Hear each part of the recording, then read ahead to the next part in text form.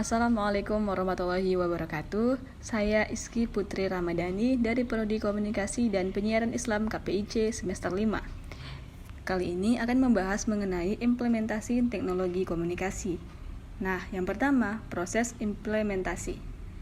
Proses implementasi terbagi menjadi 2 tahapan. Yang pertama, inisiasi, yang kedua, implementasi. Nah, tahap pertama atau inisiasi yaitu usaha untuk mengumpulkan informasi tentang teknologi komunikasi dan memahami dengan seksama. Tahap ini mempunyai 2 tingkat. Yang pertama, agenda setting, kemudian yang kedua, marching. Nah, setelah itu kita masuk ke tahap yang kedua, yaitu implementasi. Apa itu? Yaitu seluruh kegiatan dan aktivitas yang dilakukan untuk menggunakan teknologi komunikasi yang diinginkan. Nah, tahap ini memiliki 3 tingkat. Yang pertama, redefining, yang kedua, clarifying, yang ketiga, roadmaping. Nah, setelah itu kita masuk ke bagian 2, yaitu difusi inovasi.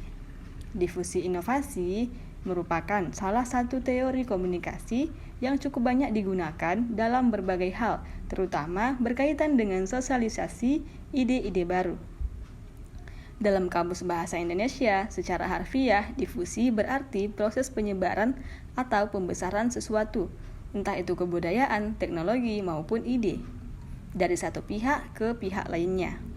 Kemudian, teori difusi ini pertama kali diperkenalkan oleh Edward M. Rogers pada tahun 1962, yang menjelaskan tentang bagaimana cara pengenalan dan adaptasi suatu inovasi oleh suatu komunitas. Kemudian contoh difusi inovasi yaitu belajar dan mengajar, seperti pendidikan yang ada di Indonesia saat ini, saling memberikan.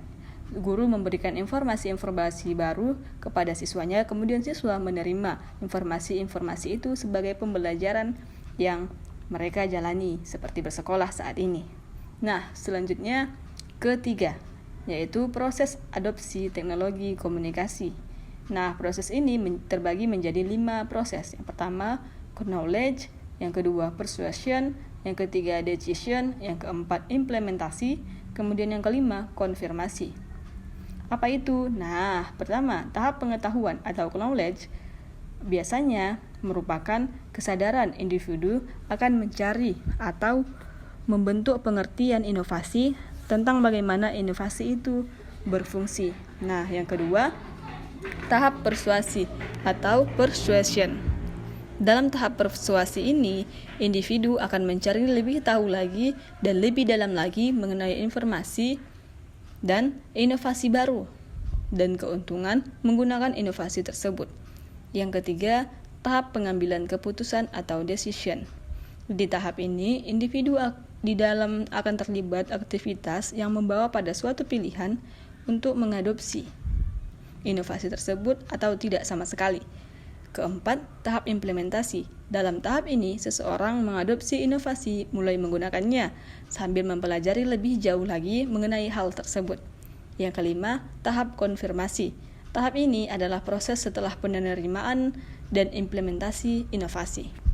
Yang keempat, kategori adopter.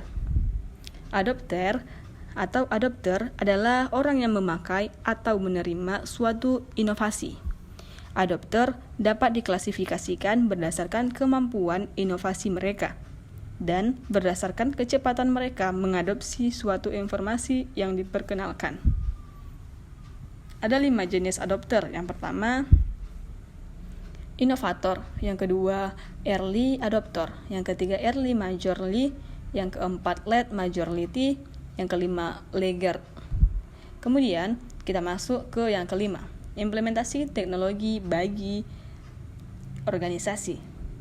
Sekarang ini teknologi telah mengubah secara radikal cara-cara anggota organisasi dalam berkomunikasi, menyampaikan inovasi, mengerjakan tugas mereka, dan bekerja sama tanpa batas waktu, batas wilayah, dan tanpa terkendala oleh peraturan atau konvensi internasional. Kemudian ada 3 era pemanfaatan teknologi informasi, yaitu era pertama, era kedua, dan era ketiga. Nah, selanjutnya 6 faktor penentu implementasi teknologi. Ada 6 faktor penentu dalam implementasi teknologi, yaitu pertama, faktor sosial, yang kedua faktor afek, yang ketiga faktor kompleksitas, yang keempat faktor kesesuaian tugas, yang kelima faktor konsekuensi jangka panjang. Yang keenam atau terakhir yaitu faktor kondisi yang memfasilitasi.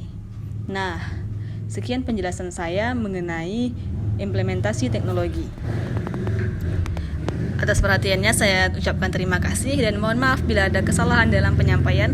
Wabillahi taufiq wal hidayah. Wassalamualaikum warahmatullahi wabarakatuh.